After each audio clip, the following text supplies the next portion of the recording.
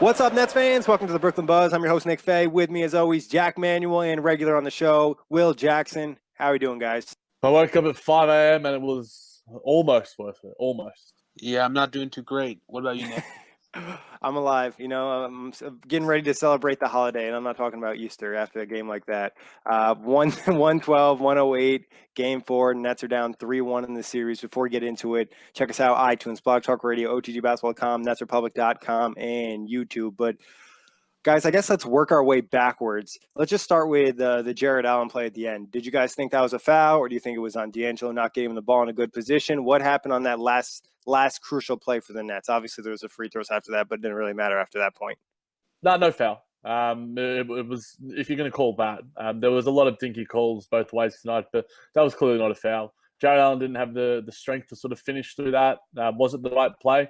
Yeah, it was a clean offensive play that Jarrett Allen couldn't finish or kick out in the right time. Ben Simmons stripped him. I personally, when I was running the Nets Republic account, I would have liked the ball in Caris LeVert's hand. Just let that dude drive, let the hot hand go. But D'Angelo Russell made the right play and the right pass. But the Sixers did a better job of collapsing on him. And the strength of Ben Simmons, Joel Embiid was just too much for Jarrett Allen in the end. And, you could probably go back a couple of plays before that where that ACO play where the Nets just gave it away. I think that was probably even more significant in the grand scheme of things. Yeah, I mean, like Jack said, it was the right pass. Usually, just Jarrett Allen isn't strong enough to hold on to it in that situation. Just Ben Simmons is stronger than him pretty much. It just sucks, that play, man. It's going to stick with me for a while. There was no foul. It was a completely fair play. It's just, it sucks.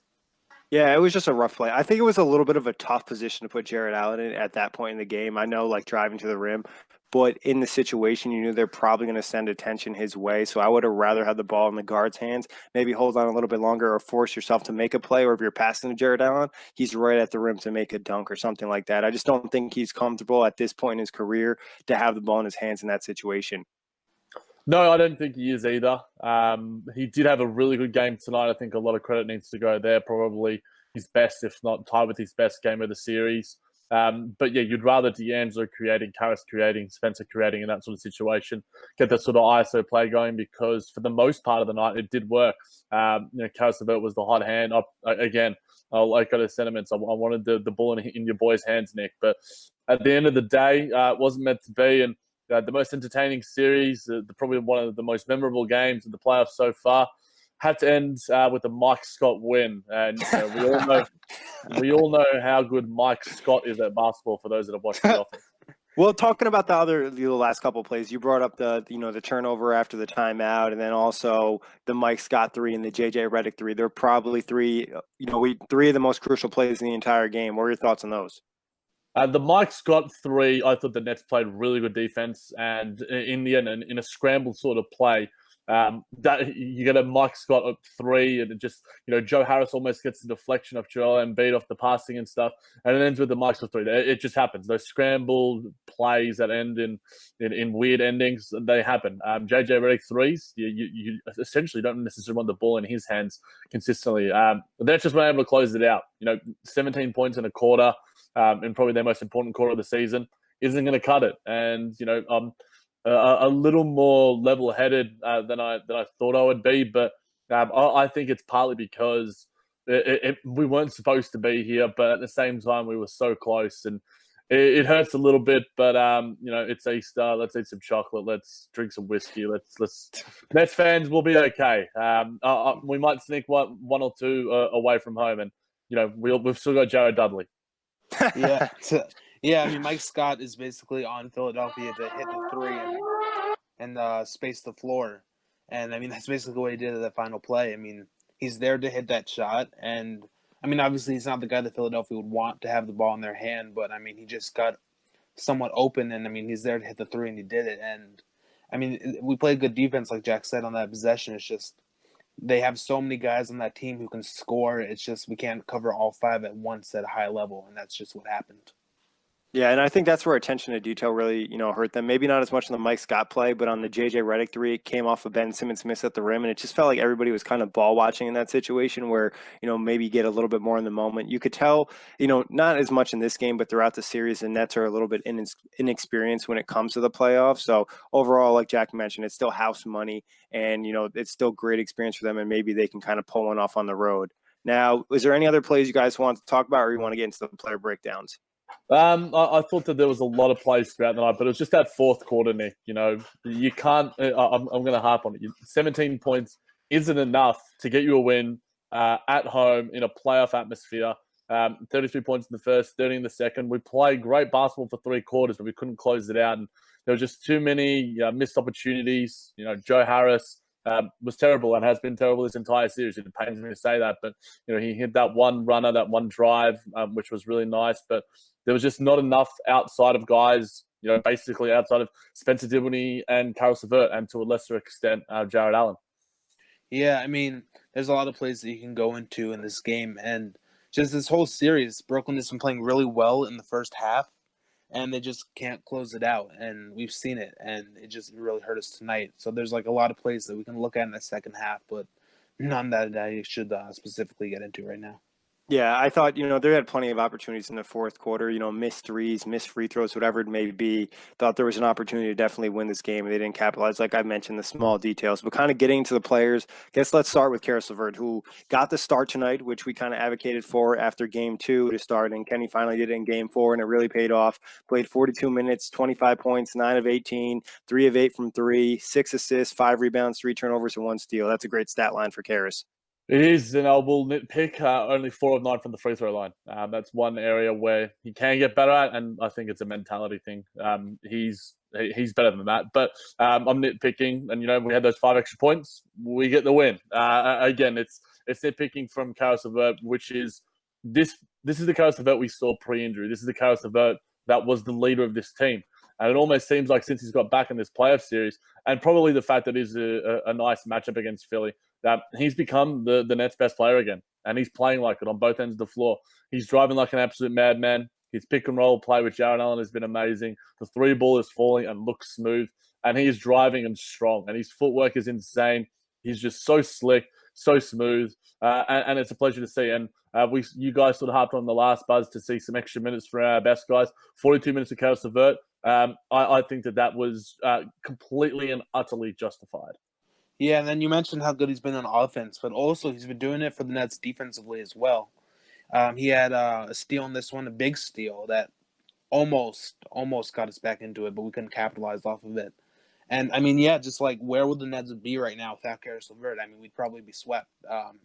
He's just been so good this series, and he's like really showing out. And the Nets need that not only in this series, but going on into next season as well.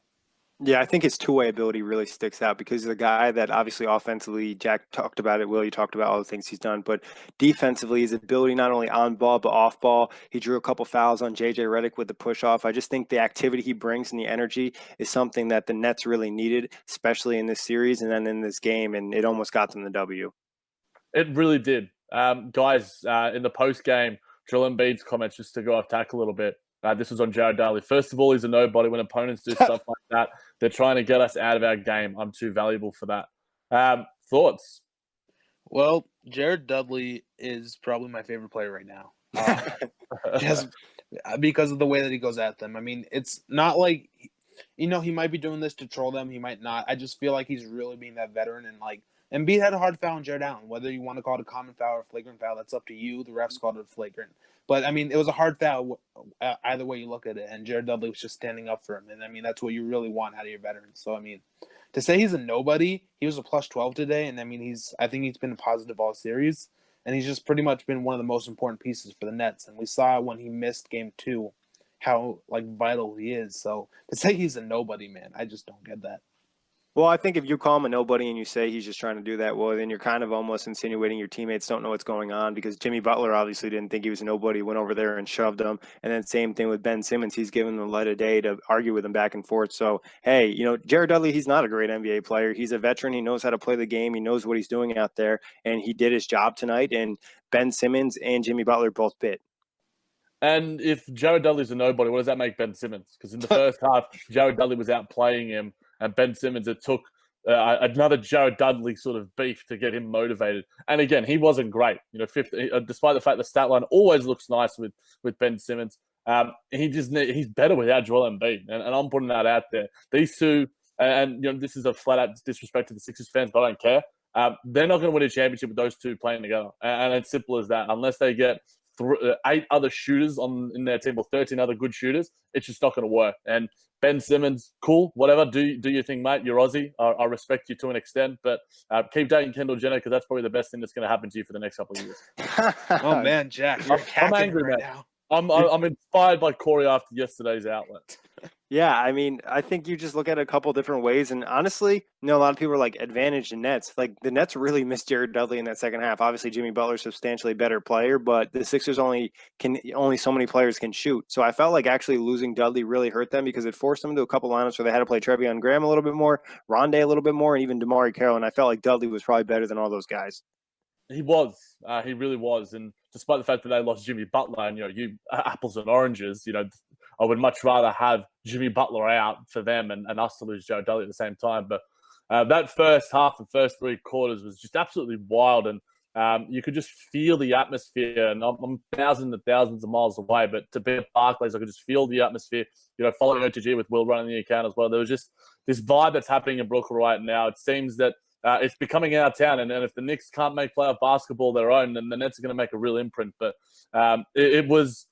Should we go through that whole kerfuffle as well? Because I think that was probably the major talking point of the game. Yeah, we'll get back to the players after that. Obviously, Will kind of brought it up. Embiid came with the hard foul. Like you said, you want to call it a common, you want to call it a flagrant. If he didn't laugh and have the other hard foul earlier in the series, the other flagrant, he probably doesn't get called for a flagrant. But the fact is, and then all that stuff happened afterwards with Jared Dudley approached Embiid. Then Jimmy Butler comes out of nowhere, shoves him, and then Dudley ends up in the first row and he kind of pulls Ben Simmons down. The rest of the Nets weren't really into it. It's pretty much Jimmy Butler, Ben Simmons, and Jared Dudley. Yeah. It essentially was, and D'Lo was sort of getting in there. I thought that if it didn't spill into the crowds, it would have been just a couple of blatant, just normal texts. Yep. But the fact that it spilled into the crowd, I think that the refs had to sort of make a point of it, despite the fact that it shouldn't have been. I was seeing some wild takes on both sides about the Joel Embiid foul in the first place.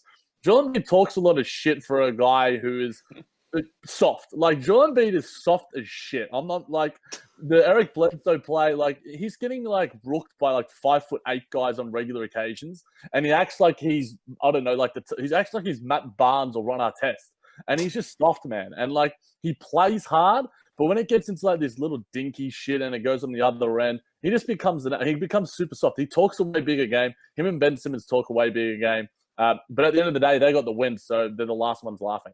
Yeah, I mean, not to mention he was stuffed by Rondé on 2 straight shot attempts. Exactly. He's not. I mean, he's a great player. Not taking anything away from him. He had 31 points tonight, 12-22, and he had 6 blocks. I mean, yes, he's a little soft, but he can back it up. So I don't think that. I mean, yeah, he can back it up, and that's why not a lot of people have an issue with it. Yeah, I mean, if he's going to win and they're going to go out there and he's going to perform, I think more people have kind of taken shots at him for the fact is he's not playing games because of knee tendonitis and like he could possibly play through it. So that's argument for another day. Getting back more to the Nets side, did you guys think that scuffle gave the Nets more energy or it helped the Sixers, or how'd you view that? I thought it was sort of a net neutral in the end, Nick. I thought both teams, we saw a couple of big plays from Ben Simmons following that, Joel Embiid as well. But the Nets were able to respond at the same time. So there was an energy around the arena, so to speak. It was nice to see Jared Dudley high-fiving Sean Marks on the way out. Hashtag my GM. But at the end of the day, it'll probably get a lot of the headlines. Jared Dudley was trending, which is wonderful. And I mean, we need 8 games in this series because it's so bloody awesome. This is what basketball is all about. We live for this sort of shit. But I thought that it was it evened out by the end of it. And at the end of the day, I don't think it really had that much of an effect on the game. But, if you look back, if both players in Dudley and Butler stay in, how does that affect this? It's a major what if, but I think the Nets probably could have been just as good. But, the Sixers would have had Jimmy Butler at the same time. Yeah, I think that it kind of helped Brooklyn a little bit just because it really got the arena going. And, like, because we saw like after that scuffle, the bench was really excited, especially like the young guys like Theo Pinson and Rodions. They just got really excited over it. And we can see that like the emotion was building like up to that, and after that it kept building. And I mean it helps both teams in a way, but especially when you're home, that really like builds to you. Yeah, I felt like the crowd kind of got into it. Obviously, with the boos, they were a little bit more energized, and obviously, Barclays I thought was really lit tonight. Obviously, we weren't there, but we could hear on the TV. So overall, I thought the energy kind of pumped back into it a little bit. But like Jack said, I don't think any of the players individually like got some extra juice. Maybe Joel Embiid after it. I thought he had a couple really good plays, but that kind of died down after that. Now, getting back to the players a little bit, I thought Spencer Dinwiddie had a really good game. He probably could have been a little bit more aggressive later in the game. 18 points, 7 to 12. Another game where he was kind of just driving and getting to the rim. I thought that Spencer Dinwiddie was awesome, and I would have liked to see him out there a lot more than Joe Harris. The fact that he only played 27 minutes compared to Joe Harris's 35 to me was criminal. Yeah, I think a lot of fans are going to hear me say this and be like, "What the hell's going on?" Jack's talking ish about his boy Joe Harris. At the end of the day, I'm more of a Net fan than I am a Joe Harris fan, and Spencer Dinwiddie was absolutely awesome, despite the fact that he was minus 16. He was driving like a madman, and whenever he was out there with another guard, they were cooking. They were absolutely cooking, especially in the second unit, and guys like Boban and Mike Scott and James Ennis. All these sort of dudes had nothing on Spencer and Caris, and he needed to play 30 minutes plus, and I think that had Coach Kenny had his time back again, that probably is one thing that he could have changed. And I mean, we could talk about the wing sort of rotation, but I think that's one area he could have changed and controlled himself, because I think whenever Spencer was out there, we looked better on offense. Yeah, and he kind of carried us towards the end of the third quarter where we had like 10 points in the quarter, and when Philadelphia would make a shot, he would come back and make one. He had like a really strange circus shot that he made that I don't quite I still don't understand how it really went in. I don't either. But I went in, that's all that matters. Yeah, no, I mean, he carried us towards the end of the third quarter. I think why he didn't get as aggressive towards the end of the game is because he had those 5 fouls with 6 minutes remaining. But, we don't stay close without him or Caris playing the way they played. And talking about Spencer, I felt like he honestly could have probably got more minutes than D'Angelo. Not saying D'Angelo was terrible, but I just felt like Dinwiddie was a little bit better, especially defensively, and then the aggression in terms of driving to the rim, where D'Angelo's driving game is a little bit on the soft side. Yeah, I thought that D'Angelo, it seems to me he hasn't had the best series so far. And I think that at the same time, he's hit a couple of decent threes. I've liked his activity at times. He might not be getting a few calls, so I respect that. I have liked his defense, especially in this game. I think that a lot of credit goes there. He seems to be really trying and really engaged on that end of the floor. And despite the shots not just falling as much, he makes his bread and butter on the jumper. But I think that, he's the third best guard that we have right now in this series. That's not to say he's the third most talented guard. He's obviously, D'Angelo Russell at the end of the day. He's an all-star. But in this series, he just isn't the best matchup against this Philadelphia 76ers team. Yeah, and he made those a clutch three. Like, he pump fake Simmons and made it. That's just kind of the thing that he can do late in the game, and he wasn't good starting out the game. In none of the games this series, he had a hot start. But, he kind of got it going towards the end of the game, and I kind of had the feeling that he was going to take the last shot. I kind of had a feeling like he was building to take a three in that last 18 seconds. Obviously, he passed it to Jarrett Allen. That was a good play, but I kind of felt like he was leaning towards taking a three there, especially after he got a screen. But no, he hasn't been great. He hasn't been the D'Angelo Russell that we needed, and he's going to need to step up if the Nets are going to win another game this series. Yeah, I'll go ahead, Jack. Post-game response from Jared Dudley via Razan Gould. If anything, I would have got my money's worth even more. If anything, I should have got him worse. Jared Dudley wants all the smoke, guys. And that's his job on the Nets. He knows he's the veteran. He's going out there and trying to cause a commotion and, kind of set the tone for his team. And he knows Jarrett Allen's not going to get up and shove Joel Embiid, so he did it for him. I was big on that. I was really happy that someone sort of stepped in a little bit. And the fact that after that, Joel Embiid points at him, calls him soft. It's just like, dude, you hacked him. And like a lot of players were saying it was all ball, but he got hand. It was a foul. And at the end of the day, Jarrett Allen sold that one a little bit better than he sold the one where he got an elbow in the freaking face. I'm just really hating on the Sixers and deservedly so. Yeah, no, very, very deservedly so. And I think more, as a whole, there's a lot of Nets Twitter right now that is hating on Jarrett Allen. And I think that, there's plenty of people sort of saying we need a new center, we need a new center. He's not big enough, he's not strong enough. He's like 20 years old, and yes, like he's not. I think that we are way too rash as fans, and I think that's. The nature of the definition of fan is fanatic, and we get irrational in that sort of sense. But Jarrett Allen's going to be just fine. Not many people can guard Joel Embiid in this league, let alone Jarrett Allen, who still had a net impact in this game. He wasn't as bad as he was in game one. He has learned things and is playing better. Joel Embiid does this against everyone, and yes, he's got a bung knee as well, but he is a tremendously talented, gifted, strong player.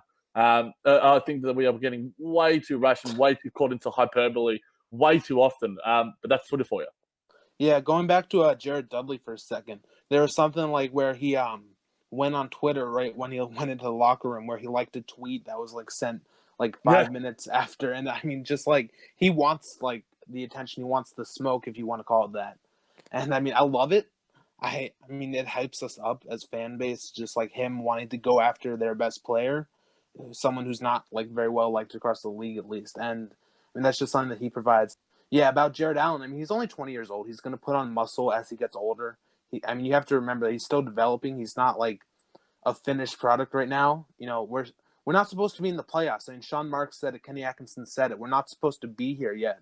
So to expect Jarrett Allen to play like, I don't know, DeAndre Jordan or DeMarcus Cousins or Nikola Jokic, it's just not going to happen. So, you can't just get too mad at him for not being the strongest player on the court. Fans are going to react to a playoff loss like that. And Jarrett Allen, being 20 years old, going against Joel Embiid, I felt like the last two games he's been good. And offensively, he was able to have an impact on the game. I'm not really upset. I think people are just freaking out, and they just want the Nets to be better now instead of having some type of patience. Yeah, Nick, there's some other post-game stuff just on Twitter right now. Brett Brown on Brooklyn changing their starting lineup. I respect them for trying stuff, but how it impacted us was marginal. Okay. Like, what is with this Sixers squad thinking that they just have this like hubris over Brooklyn? Like, you haven't done anything yet. You've guys flamed out in last year's playoffs. You are struggling to knock out a team who is 3 spots under you and is struggling when you have 4 to 5 all-stars in your starting lineup. Like, this team, man, the Sixers were one of my favorite teams going into the season, but in the space of 4 games, they've become my least favorite. And I like the Golden State Warriors more than this dumb squad. Yeah, because at least the Warriors have actually done something. And Brett Brown saying it didn't have any impact, like Caris LeVert playing more minutes didn't have an impact in this game. He scored 25 points and he was cooking everybody on your team. And Jared Dudley had a good first half where he was ejected. So that's just dumb things coming out of Brett Brown's mouth. And I felt like, honestly, his coaching wasn't that great. His team pretty much bailed him out because there was just a lot of plays late in this game where Joel Embiid was too dominant, or it was like a play that got broken down or an offensive rebound and they ended up with an open three. Yeah, Brett Brown is really coaching for his life right now because we've seen it. He's not willing to make a lot of adjustments. And, that's going to cost them later on, especially against a team like Boston or Toronto. Because, they're just not going to get away with it because they have, bigger, better players than we have right now. So to say that it had no effect is just... So moving on from there, though, getting back to some of the players. We talked Caris, we talked Spencer, we talked a little bit Jarrett Allen. I think now getting to a little D'Angelo Russell, getting to some of the guys who I think underperformed in this game and the last game would probably be Joe Harris and DeMarre Carroll. Both guys, I think they need more production out of these two, especially from the three-point line, a combined 0 of 10.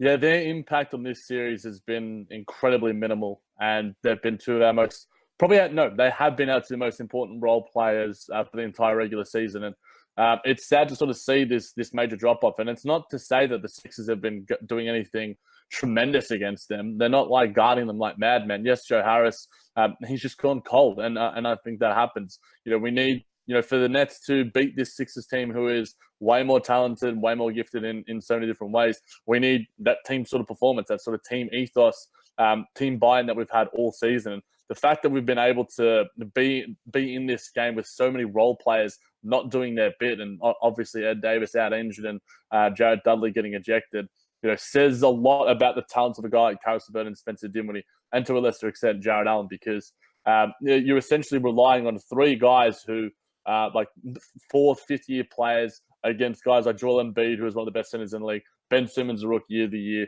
Tobias Harris, a guy who's going to be earning himself a max contract, and JJ Redick, who's one of the best three-point shooters of the past decade. We need our role players to step up, and it's probably a big reason why we're 3-1 down.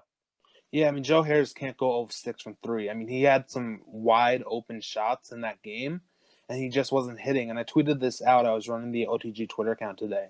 That the Nets, this is one of those games where they miss Alan Crabb. I mean, we talk bad about him sometimes, about how he's really hot and cold, how he can get really off sometimes. But on a day like this, where Joe Harris goes 0 6 from 3, it's just like a day where you need that other 3-point specialist on the team. And, he's on this team and he just isn't playing. And that's like, this is one of those games where they really missed him.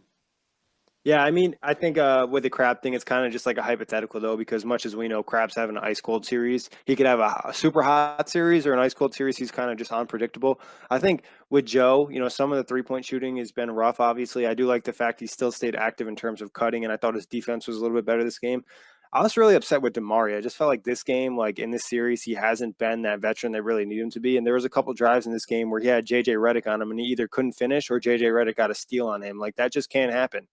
They can't. And I think that there's a lot of plays that DeMario can do a lot better, and he should be impacting the game in a much more positive way. But we've seen it from him all season.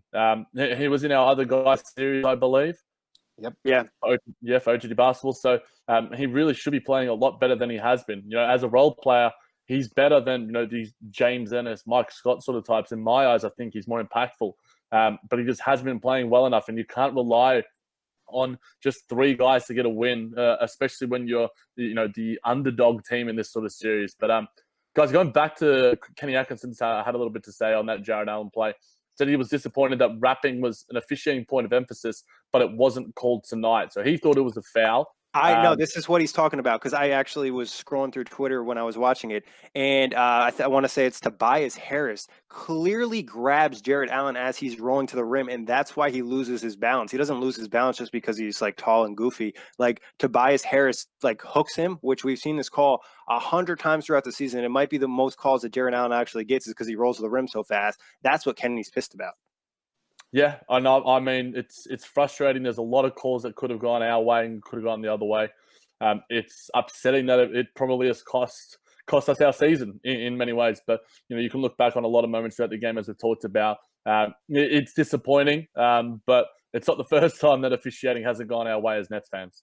Yeah, I mean, you can't rely on a foul call to win the game or tie the game. I mean, bottom line, maybe it was a foul. I have to look it over again, but you can't rely on that.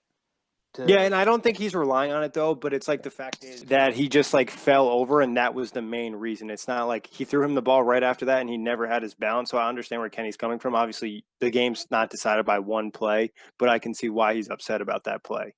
Yeah, and I think Coach Kenny deserves a lot of credit for backing up his guys. I think that's something he does way better in fashion than Brett Brown does. Brett Brown is almost like sort of an ancillary role to his star players in Joel Embiid and Ben Simmons. He's made some adjustments throughout this series that deserve credit, but not enough. I think that in terms of a coach, I would much rather have Kenny Atkinson leading my team for the next decade or so than a guy, Brett Brown, who is, he gets. I mean, Coach Kenny gets it from our own fans quite consistently, but I prefer the stability and the passion that a guy like what Coach Kenny possesses. Yeah, and Brett Brown's a little bit older, and he's more experienced, and like it's like, all right, you've been coaching for X amount of years, where Kenny's still early in the process. Yeah, I mean, it's just I'd rather have Kenny as a coach as well, just because, I mean, Brett Brown doesn't make adjustments like we've said 100 times in this series. But yeah, I mean, I'd rather have Kenny Atkinson as a coach. He just got extended, so did Marks, and there's no guarantee that Brett Brown will be back next series. So I mean, we'll see. Go ahead, Jack. I was just going to shout out for the OGTBasketball.com article. Who was it that wrote it? The guys coaching for Cam writing for coaches and coaching for their lives in the postseason. So one to certainly check out, and Brett Brown is probably at the head of that. Now, who else on the team did you guys want to talk about? Anybody else you think deserves some recognition, or we pretty much covered everybody except Rondé?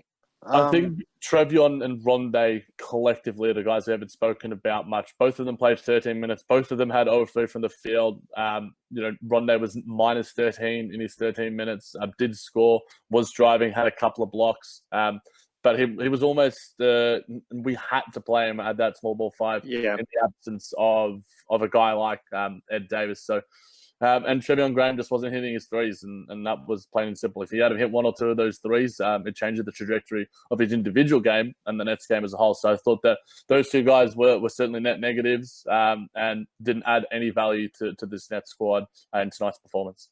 Yeah, I mean, it was weird seeing Rondé so early because we haven't seen him in this role for so long. And I mean, it was kind of he didn't have it going. I mean, he had those 2 blocks. So other than that, he wasn't good. And Trevion Graham, same thing. He missed a couple of threes, I think, in that second quarter and just never got it going. I mean, when he makes the threes, he can certainly hit them at a good rate, but he just didn't have it going tonight. So, I mean, it was smart by Kenny to sub both of them out. One other player that I want to touch on, Krug's got 0 minutes. What did you guys think about that?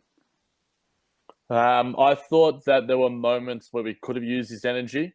I probably would have, maybe subbed him in instead of a Trevion at certain times. But I think, if you're looking at it overall, well, you're sort of judging on the fact that Rodions hasn't been good at all in this entire series. So we look at, things in the glass half full and a more optimistic sort of situation and go, well, if Rodions was here, we would have had an extra couple of points. We would have got some steals. We would have got some defense. He would have got in Ben Simmons' head. But at the same time, he could have been even worse than Trevion in that sort of sense. With Trevion, you know what you're going to get in that sort of aspect. It's not great, but I think Rodions can do some damage negatively as well. So I thought I would have liked to see him, and I think that he could have added something. But at the same time, I could have easily seen him being a net negative as he has been for most of this series. Yeah, I wouldn't have minded if he threw him out there for a couple minutes in the second half after, Damari hasn't been great, Trevion hasn't been great, and Rondé wasn't great. If you wanted to give some extra minutes to Rodions, I think that's fine. I do find it interesting that you elect to start him in Game 3 and then not play him any minutes in Game 4. I just think that Game 3, Kenny wasn't quick enough to make the adjustment to the starting lineup. And I'll keep harping on that because I think it really impacted them in Game 3, which was probably a more winnable game with Embiid being out. I agree with that. I think that we've talked about proactivity instead of reactivity. I think the coach Kenny's done that a couple of times in this series. Brett Brown has done it as well. The coaching battle, as we've sort of spoken about at length, has been integral. But at the end of the day, coaching has an impact, but it's the players out there executing and making the right plays and hitting the shots and playing the right defense and making the right rotations that get you the wins and losses. Coaching can only get you so far. But I think that if there were some minor tweaks, we might have won tonight. But I think it was more on the players executing than it was on Coach Kenny's coaching, at least in tonight's game. Yeah, and eventually it's just going to come down to talent wins in the playoffs, whether you like it or not. And Philadelphia has five all-star caliber players on the other side starting for them. So, I would say 4. I wouldn't say JJ yeah. Redick's an all-star, Right, but yeah. But JJ's a good shooter. I just feel like it definitely talent, but I think there's still some areas where the Nets, like instead of just like focusing on one complete plan on every single possession or whatever it may be, like if something's working, keep going to it. Like, there was a play they were running and they were getting JJ Redick in the switch, and then when he wouldn't want to switch, the guard could get downhill. Keep going back to that play. If they're going to keep JJ Redick on the floor, you need to keep attacking him. Like, it's not the most fun type of basketball to watch, but Houston does it, and they win basketball games because they expose mismatches on a regular basis. Yeah, and I think that there's some stuff happening around Twitter in terms of the fact that Caris LeVert is becoming one of the best isolation players, budding isolation players going around. If that, it doesn't necessarily fit Coach Kenny's system in that sort of sense, but I think that you go to what's working, and for the most part, for if not all of the offense, it was working. And putting the ball in Caris LeVert's hand, he was finishing over Joel Embiid quite consistently. He was finishing through him. And it was just there wasn't enough times where I think that we went to Caris LeVert. I think that it will rue the day in that sort of sense. But there's a lot of missed opportunities in this game. But the Sixers got the win, and you got to give them the credit where credit's due.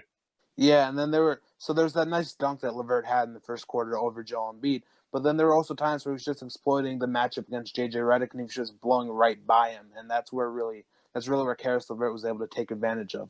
Yeah, and I think that's just like an area where the Nets kind of have been sleeping. It's like, yeah, it's not fun. It's not the offense you run. But sometimes when you're in a situation where you're out-talented in terms of the Sixers, you just need to go at their weakest spot, especially if they have so many spots they can attack you on the other end. They look at it and they're like, all right, we have 2 to 3 mismatches every single possession.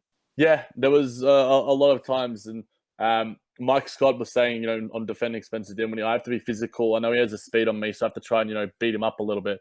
And there were some times where I thought he got a little bit too physical and Spencer didn't get the calls. But I think it worked both ways. And, I'd rather have Spencer Dinwiddie than Mike Scott, the owner of Scranton Branch, the manager of Scranton Branch in Scranton, Pennsylvania. But at the end of the day, he made that clutch play. And he has been a good role player, and I think will be a good role player. And, I think that he's probably the Sixers' best guy off the bench. I think James Ennis, he'll be having some nightmares about guarding Caris LeVert, that's for sure. Mike Scott definitely provides him something, and he's a good role player because he doesn't mind not touching the ball, because you can watch the game and for like 3 minutes, he won't even touch the basketball. Yeah, and besides... Yeah. Oh, sorry, Jack. No, I was just going to say that I agree with what Nick's saying. Sorry for interrupting there, Will. No, I was going to say, yeah, Mike Scott's been one of their best players, but, I mean, he didn't have a good game, but this series, Boban has really just been destroying us inside, and he's definitely, like, one of the main reasons, especially with Embiid being hurt, that Philadelphia is able to, pull away with these games. Yeah, and I think the fact is the Nets don't have Ed Davis. They don't even have a third center, which we've talked about a lot. It just really hurts them in this series. There's just, going into it, there was a lot of areas that the Nets could have been exploited. And the Sixers have done a good job after game one and kind of getting woken up by the Nets to play a little bit harder and do things a little bit better. Yeah, and I mean, this could be a budding rivalry if the Nets get some sort of established free agent, be it a Jimmy Butler, be it a Tobias Harris, be it a Kevin Durant, Kawhi Leonard. I think the Nets are in a really good spot going forward. And I think that the Sixers offseason, they've sort of gone all in. And I've read and listened to some minor rumblings going around that partly there might be a reason behind it in the fact that they're not necessarily confident in Joel Embiid's health long term. So they want to go all in for these next few years because they don't know how much longer Joel Embiid can play at a high level. Now, obviously, that's probably speaking way too soon and going over the top, but it certainly could be a possibility. And whereas the Nets are building towards something and sort of taking those right steps and doing the right moves. But this is one step in the process, and our progress is more important. Yeah, and I feel like the Sixers, in terms of they've rushed a little bit in terms of their process because of rushing the trade for Jimmy Butler and Tobias Harris in the same year. That makes sense that they want to get the best window of Embiid, where the Nets are kind of taking things slow. And I think the Nets technically are still in the rebuild. Exactly.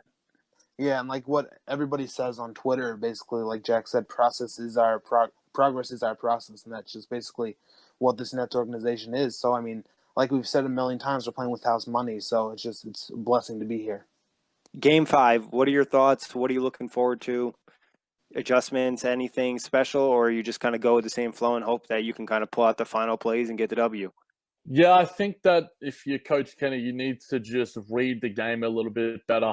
Hopefully Ed Davis is back. I think you keep playing Jarrett Allen 30-plus minutes, and you give all of Rondae's minutes to Ed Davis. I think that's probably the major sort of diversion that you have. And if Joe Harris isn't hitting his shots, take him out or keep him out there and add in Spencer Dinwiddie and let him play 30-plus minutes. I think those are the main things. And I think you just got to hope for one or two of the role players to hit some shots, because at the end of the day, that's probably the difference between winning and losing in some of these matchups. And I think that if Coach Kenny is proactive rather than reactive, then we'll get some wins. But I'm not expecting anything much more. This series has sort of peaked to an extent. But there's still a couple of games more, and when the Warriors blew a 3-1 lead, maybe Philly will do it as well.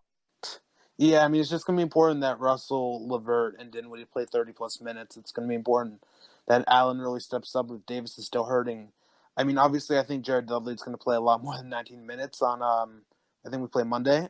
So it's really going to be important that Jared Dudley steps up and really does what he's been doing these last couple games for Brooklyn. And I think with the addition of Ed Davis to the way that we play tonight, Brooklyn could certainly come out on top.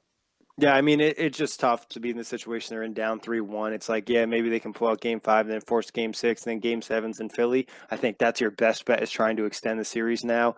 Overall, I think like we've talked about, and the vibe of the entire series was, the Nets are playing with house money, and hopefully they can kind of just have another good showing in Game 5. Yeah, we make it 3-2, make things a little bit scary, make things a little bit uncomfortable for the Sixers. I'm much higher on the Toronto Raptors, so if we can make things a bit more comfortable for the Sixers, make things a little bit easy for some other teams, I'd prefer that. And I think that the experience that we'll get from this being a young team, guys like D'Angelo Russell, Caris LeVert, who are going to be on this team long-term, Jarrett Allen as well, going forward, it'll be invaluable for the experience. And hopefully you'll learn a few things. We sort of talked about these sort of close losses at points during the season that you hope you can learn from it. You watch the tape, because that final quarter, those final 6 minutes were pretty poor. And if you can learn from them and respond and play 4 good quarters of basketball and make the Sixers sort of play up against you, then it was all worth it to a very minor extent. I mean, the win would have been far greater than that. But at the end of the day, we got the L. We got to deal with it, and we'll move on. Life goes on. Yeah, like Jack said, I mean, he summed it up perfectly. But this is the first playoff experience for the majority of our players. I mean, even Spencer Dinwiddie, he only played a couple minutes in his first time in the playoffs. So, I mean, just this experience of getting here and understanding what it's like going into, hopefully we're going to make the playoffs for the next few years with the way that this team is going. I mean, it's just an amazing experience for these guys to get going forward. Yeah, I mean, it's not like you see a young team go to the playoffs for the first time and really win a playoff series or have a deep run. I think you benefit from the experience. And I would say the Nets have choked a little bit in the series, or certain players just haven't played up to the regular standard. Maybe that's the physicality of the playoffs or just the pressure, but whatever it may be. But guys, that wraps it up as always. Will, Jack, thanks for hopping on. Thank you everybody for listening. iTunes, Blog Talk Radio, OTGBasketball.com, NetsRepublic.com, and YouTube.